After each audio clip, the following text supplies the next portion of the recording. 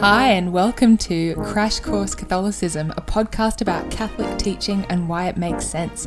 I'm your host, Caitlin West.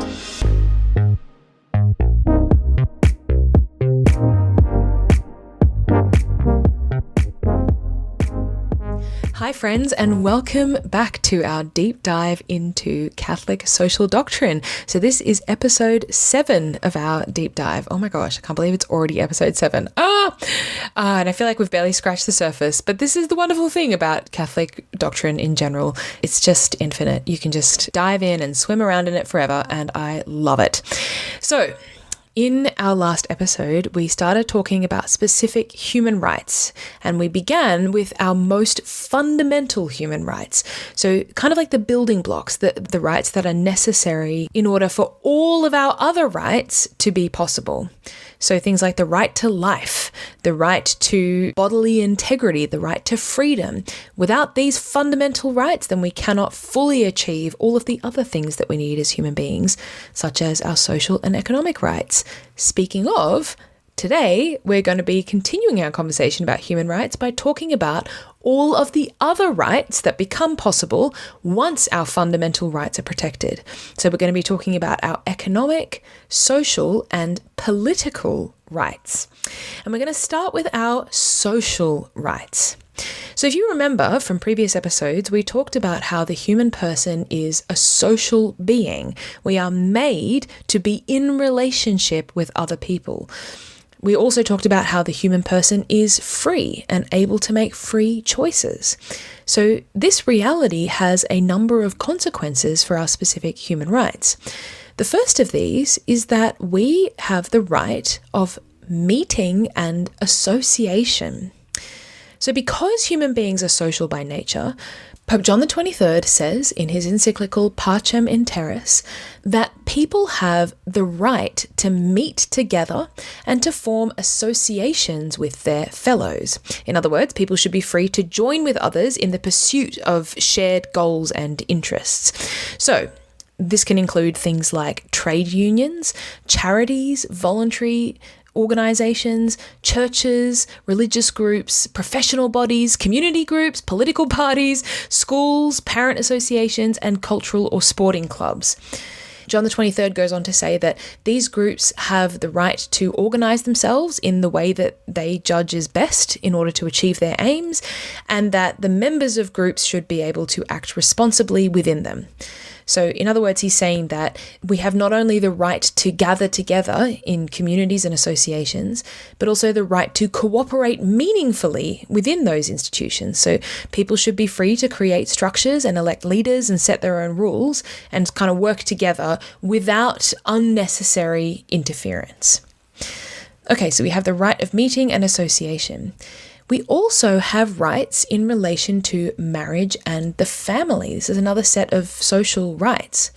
So John the 23rd begins by affirming that every person has the right, first of all, to choose their state of life. So in point 15, he says, human beings have the right to choose for themselves the kind of life which appeals to them, whether it is to found a family or to embrace the priesthood or the religious life. So every person is called to give themselves in relationship with others, in love. And because we're free, we should never be forced into that gift or into a particular expression of that gift. So if you want to get married and start a family, you should have the freedom to do that.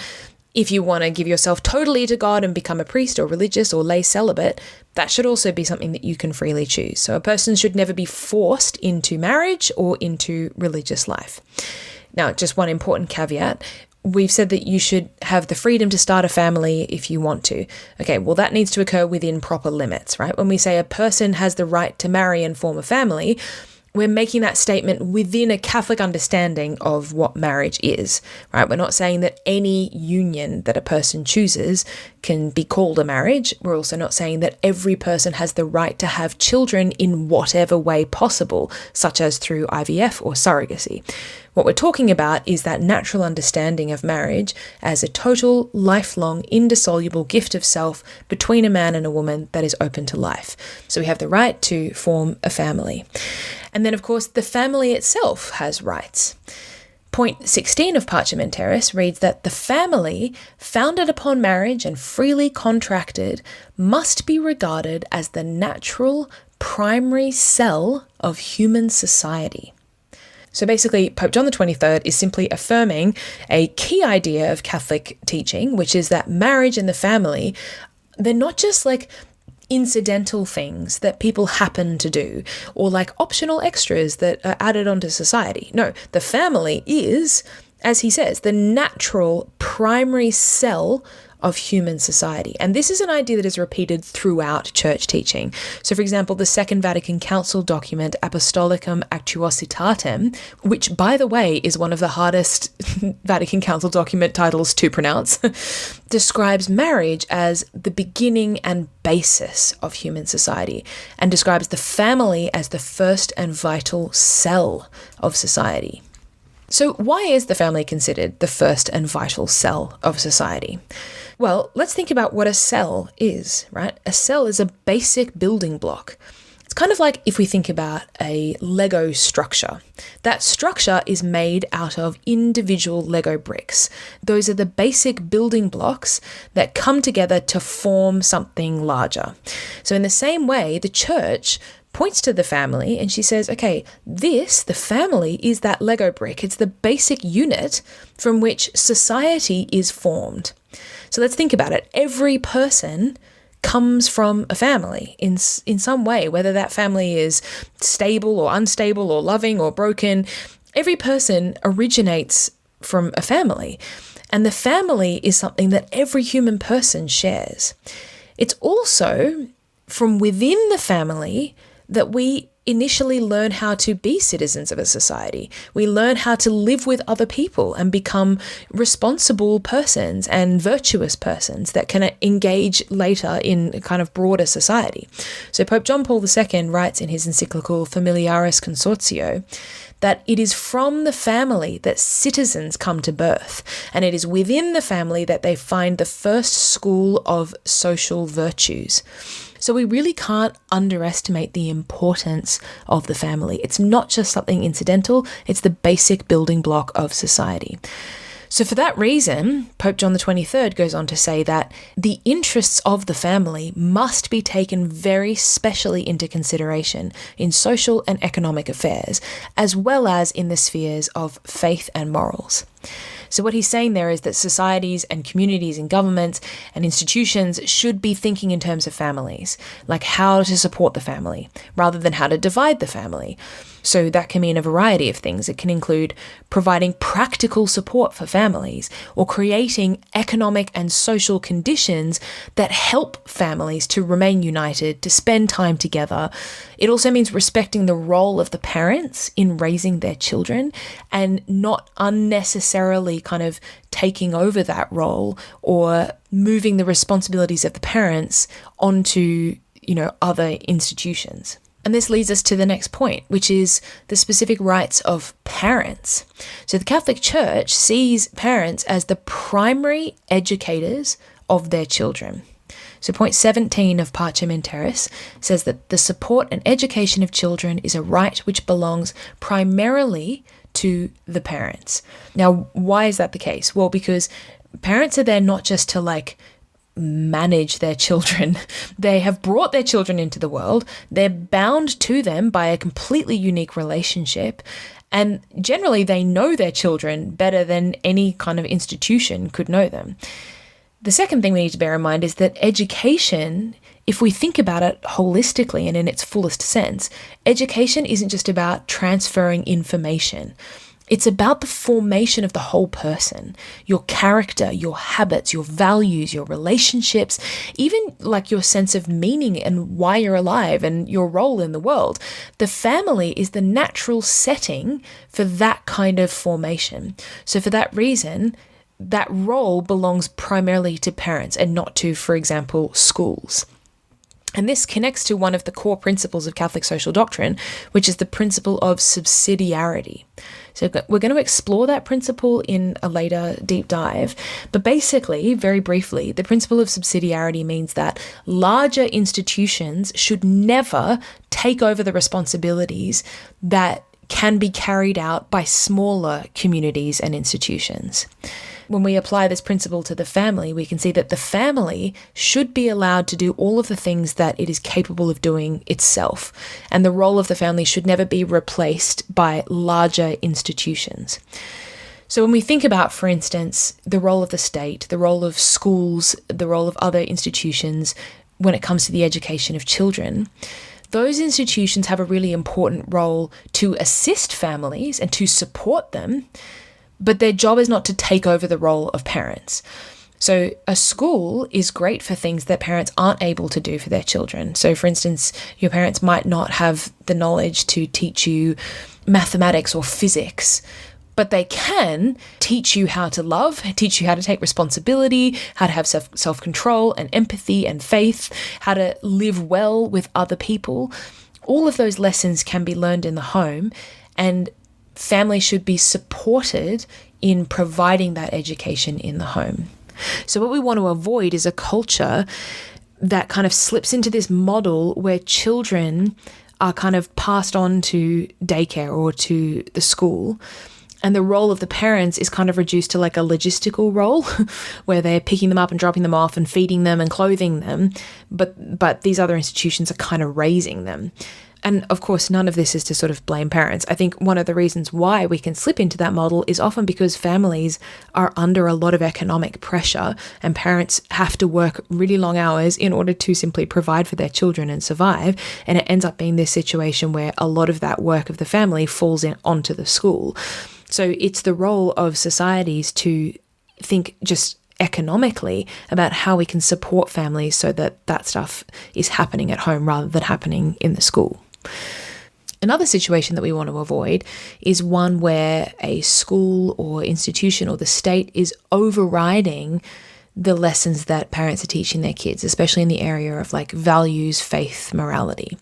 So, for example, if you are going to a school where there is going to be sex education and your parents don't want you to participate in that because you're going to be learning things there that are contrary to what you're learning at home, and they want to provide that education to you, then you should be allowed to, go to the library during that lesson. I know my mum did that when I was in year 7. She was like, right, this is the day where they're going to be teaching you inappropriate things that I actually don't agree with. So we're going to go to the library today.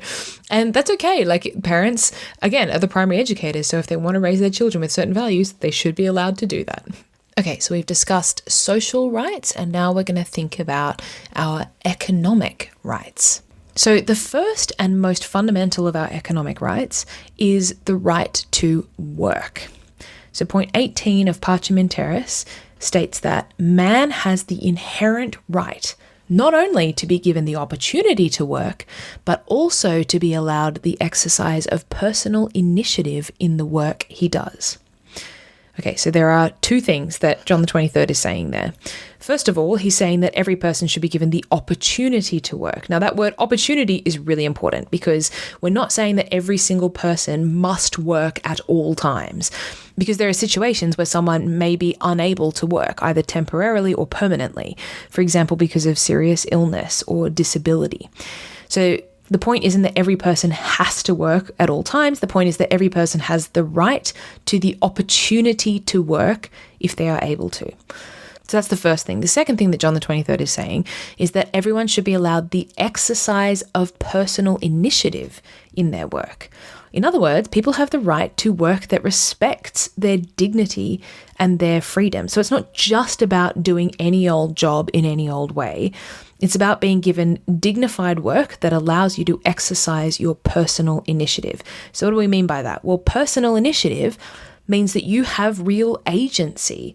You are able to make decisions, to solve problems, to improve things, to contribute to your workplace as a person, rather than merely being treated as a tool or an object.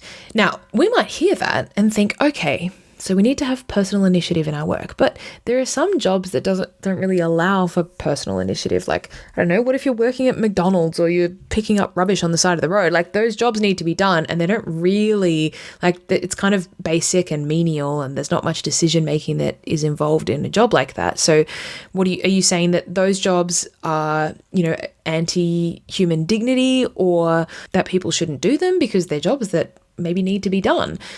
Okay, well, no, we're not saying that any menial job is automatically undignified or doesn't respect human rights.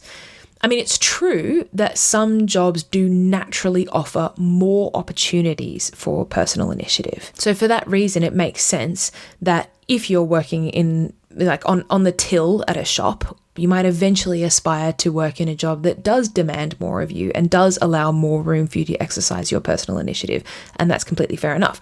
Having said that, those more menial jobs can still create space for people to use their initiative, provided that there is genuine room within that job for people to take responsibility and to meaningfully contribute. So for example, let's say you work in McDonald's or you work in a shop. Well, maybe your manager asks for your input or trusts you to make decisions or welcomes any ideas that you might have for improving how things are done in your workplace. Well, that is showing respect for your dignity, even if the work itself isn't very glamorous. On the other hand, it is also true that a menial job can undermine human dignity if the person is being treated as an anonymous laborer, just as like a tool, and no one is valuing their judgment. There's no room for initiative. Okay, in that situation, perhaps that workplace isn't respecting the rights and dignity of the people doing it, and there should be more efforts to be made to allow people to use their personal initiative in that work. Okay, so we have the right to work, we have the right to use our initiative in work. Pope John the 23rd then goes on to say that the conditions in which a man works must not be such as to weaken his physical or moral fibre or militate against the proper development of adolescence to manhood. So what's he saying there? Well, what he's saying is that people shouldn't be made to work in conditions that are going to damage their bodies or undermine their character or hinder their human development. Work should be safe, it should be humane, and it should be organized in a way that helps the person to flourish rather than simply wears them down or treats them as disposable. Now, that's not to say that all work has to be easy or comfortable. Like, some jobs involve physical labor, and they might be demanding, they might require training, they might require physical sacrifice. But a difficult job is not the same thing as an exploitative job. Honest labor can be challenging without being degrading and without doing unnecessary damage to the human person. So this is why we have like work health and safety regulations and laws, right? To make sure that even if you are working in a job that is physically demanding, that job is not like causing you injury or wearing you down physically or harming you. So what Parchamenteris is rejecting here is work that unnecessarily injures people or exhausts them beyond reason or exposes them to avoidable danger or treats them as disposable. Okay, now continuing on this topic of work, John the 23rd goes on to say that women must be accorded such conditions of work as are consistent with their needs and responsibilities as wives and mothers. Now, some people will hear that and recoil in horror and be like, what? Is the church basically saying that women should only ever be, like working in the home and wives and mothers and they shouldn't have jobs? No, that is not what the Catholic Church is saying. The core principle here is not that women belong only in the home. The core principle is that women have unique gifts and capacities that should be respected and honoured. So, in Familiaris Consortio, John Paul II kind of navigates this topic really well. He begins by, first of all, noting that there has historically been, quote, a widespread social and cultural tradition that has considered women's role to be exclusively that of wife and mother, without adequate access to public functions which have generally been reserved for men. So he begins by acknowledging that this attitude has historically existed and continues to exist in some areas. He then goes on to say The equal dignity and responsibility of men and women fully justifies women's access to public functions. So in other words, he's saying that this social and cultural tradition is incorrect, that women should have access to public functions. They should be able to work outside the home and engage in public life. We can't just confine women to the home and say, stay there, don't leave. At the same time, John Paul II goes on to say, on the other hand, the true advancement of women requires that clear recognition be given to the value of their maternal and family role.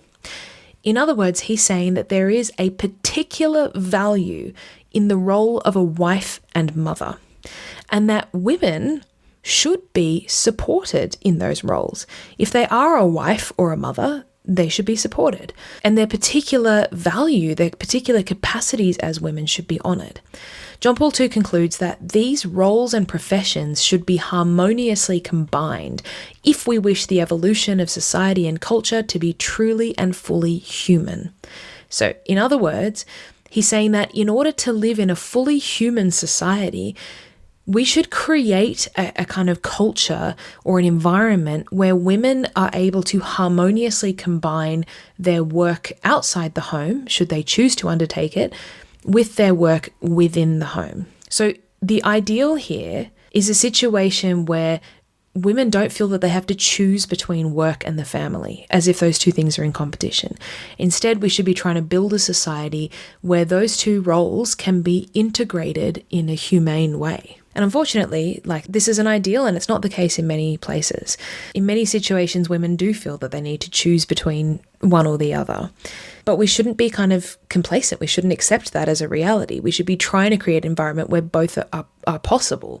So in practical terms, what does that mean? Well, it can mean things like maternity leave, flexible working arrangements, reasonable working hours, and economic structures that genuinely make it possible for women who wish to prioritize their family life to do so without being penalized for it. Now, one of the other things that is kind of implied in this whole discussion of the role of women is the fact that if women are going to be able to combine work and motherhood in a sustainable way, then that also implies that there's a role that the father also has to play. The father also needs to be able to take real responsibility at home as well as in their work. Otherwise, the burden kind of falls disproportionately on women, and women kind of end up having to do 2 full-time jobs, work in the home and also work outside the home. So there is also a responsibility for men and women to both have a focus on the home, to both be contributing to home and family life so that they can then both work if that's what they want to do or if that's what they need to do. Okay, and the last point to make about our right to work is that every person has the right to receive a just wage for the work that they do. So point 20 of Parchamenteris says, the amount a worker receives must be sufficient in proportion to available funds to allow him and his family a standard of living consistent with human dignity. So in other words, every person is entitled to a wage that will allow them and their family not just to survive, but to live a dignified existence. Okay, and then the last of the economic rights that we're going to talk about is the right to private property. So this is a really important one. Every person has the right to private property. So by private property here, we're talking about material things that you can own personally. So every person has the right to personal ownership of property. So this might include money, might include a car or a phone or a house. Whatever it is, you have the legitimate right to private ownership. And this is something that the church really had to kind of reaffirm at a time when socialist or communist economic systems were becoming popular. And within these systems, this idea that we have a right to private ownership was being eroded. And the church was very firm on saying, no, every person has the right to private ownership. Now, having said that, just like all rights, the right to private ownership is real, but it's not absolute. So in other words, I don't have the right to accumulate as much wealth or as many resources as I like without reference to the needs of other people. And the church is also very clear on this, that the goods of the earth are meant for everyone. They're not meant for just a privileged few. So this is a principle known as the universal destination of goods. This principle basically maintains that the stuff of this earth has been given to us by God, and it is for everyone. So, what does it mean in practice to balance these two things, the right to private ownership with the universal destination of goods? How do we balance that? Well, in a couple of ways. First of all, it means that every person has the responsibility to give of their excess wealth to people who need it as an act of justice.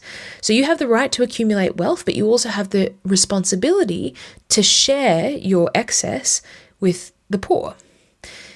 The second thing to bear in mind is that it can be legitimate for governments to use tools such as taxation, welfare, or public services in order to ensure that resources are being distributed fairly throughout a society. So the compendium of the social doctrine of the church states that authentic economic well-being is pursued also by means of suitable social policies for the redistribution of income, which, taking general conditions into account, look at merit as well as the need of each citizen.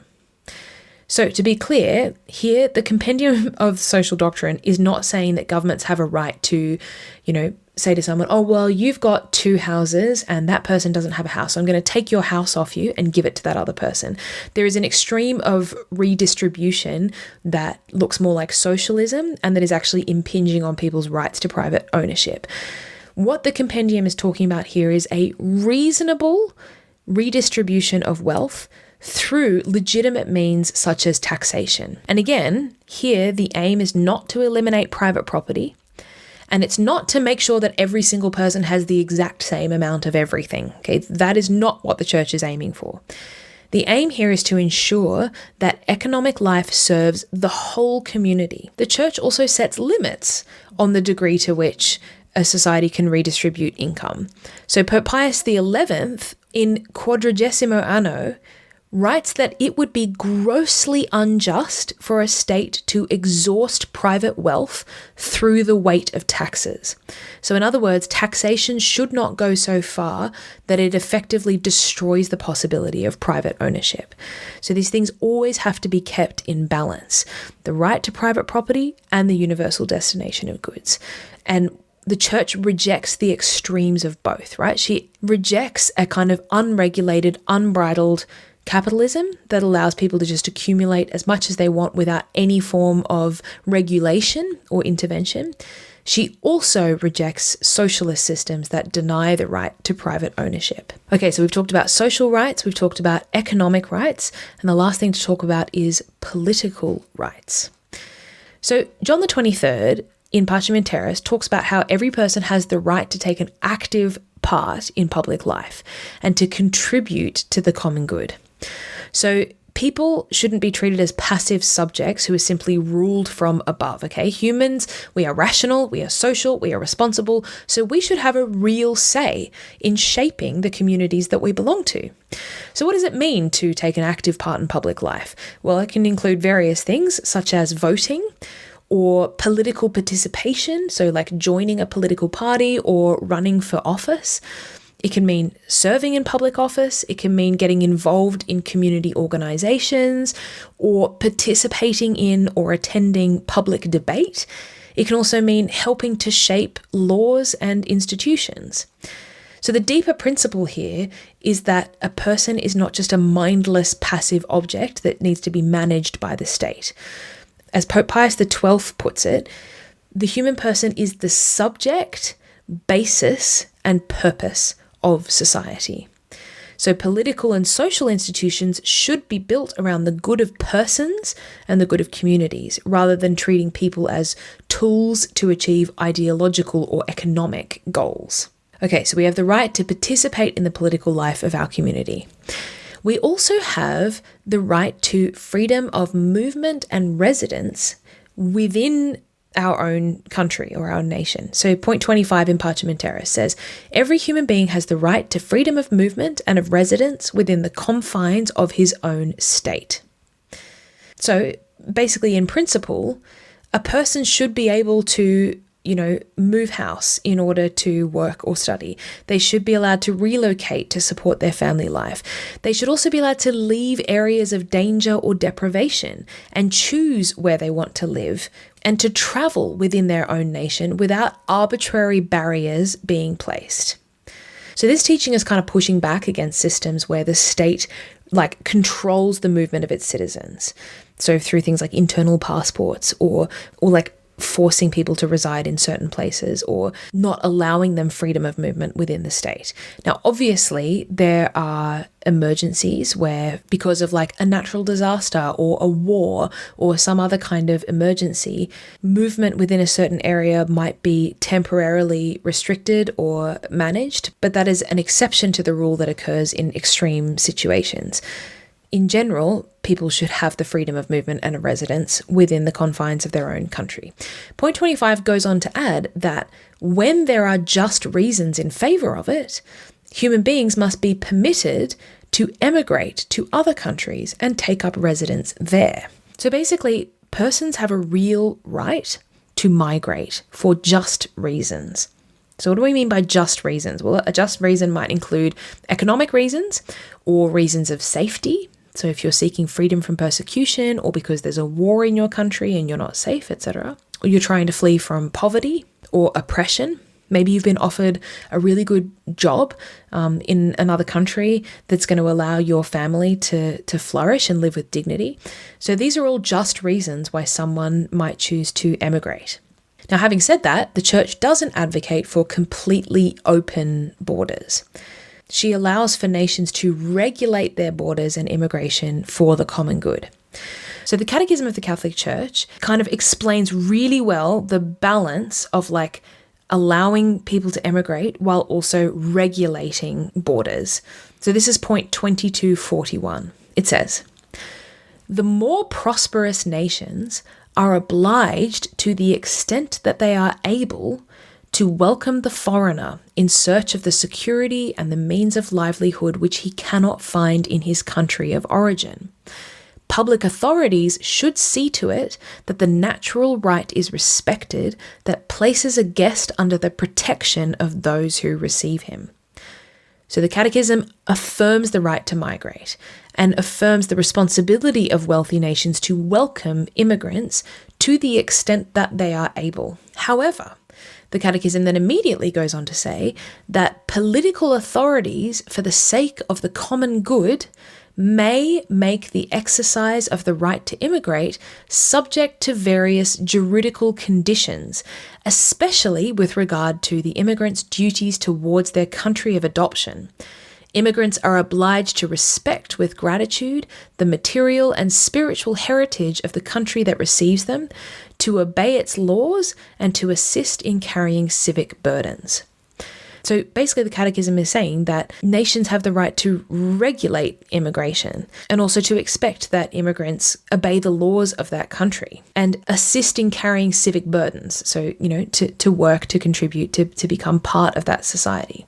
So governments can regulate immigration through just laws for the sake of the common good, taking into account things like security and social stability and their capacity to receive newcomers. Now, I'm aware that this is a bit of a hot button topic at the moment, and obviously we don't have time to go into it exhaustively in this episode. So what I would say is that if you want to think about this more, there are a couple of really good videos on YouTube by Trent Horn, and he explains the church's teachings on immigration really clearly and objectively and really well. So I will include some links in the show notes, or you can just get on YouTube and type in Trent Horn immigration. I really recommend watching those videos if you want to think more about this issue, because he gives a very clear and comprehensive explanation of the church's teaching in this area. Okay, now the final thing to kind of point out, so we talked about social rights, economic rights, political rights. The final thing to point out is that human rights apply to individual human beings, but they also apply more broadly to communities and nations. So this is point 157 of the Compendium of Social Doctrine. It says, the field of human rights has expanded to include the rights of peoples and nations. In fact, what is true for the individual is also true for peoples. The rights of nations are nothing but human rights fostered at the specific level of community life. Okay, so what is the compendium saying here? It's basically explaining that, like, communities and nations are not just like pieces of land or government structures, right? They are communities of persons. They're made up by individuals. And just as those individual persons have rights, so too do those peoples and those nations. A nation is a community of persons that are bound together by history and culture and language and traditions. So for that reason, nations have certain moral rights, just as individuals do. Okay, so what are those rights? Well, the compendium goes on to detail them. It says, a nation has a fundamental right to existence, to its own language and culture, to shape its life according to its own traditions, excluding, of course, every abuse of basic human rights, and in particular, the oppression of minorities, and to build its future by providing an appropriate education for the younger generation. So it's saying that every nation has the right to exist, the right to preserve its language and culture, to govern itself, and to hand on its traditions through education. However, again, just with all rights, these rights are not absolutes. So in that quote that we just read out, the compendium mentions the abuse of human rights and the oppression of minorities as exceptions to a nation's right to self-determination. Basically, it's saying that a nation can't use its sovereignty in order to violate basic human rights or to oppress minorities or act aggressively towards others. So national identity is legitimate, but it needs to be exercised with justice and with respect for human dignity. So the compendium concludes that the international order requires a balance between particularity and universality, which all nations are called to bring about. For their primary duty is to live in a posture of peace, respect, and solidarity with other nations. So what it's saying there is that nations should be free to be themselves, but they also need to recognize that they belong to a wider human family. So there's, a healthy kind of patriotism that values your own people and traditions. And that is great. That's really good. But also nations need to live in peace and cooperation and solidarity with other nations. So we're basically finding again that balance between extremes. One extreme would just erase the concept of nations and national identities altogether.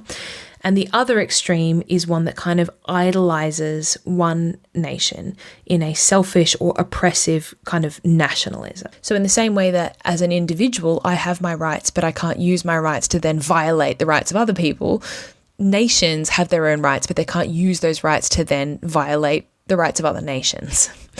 Okay, cool.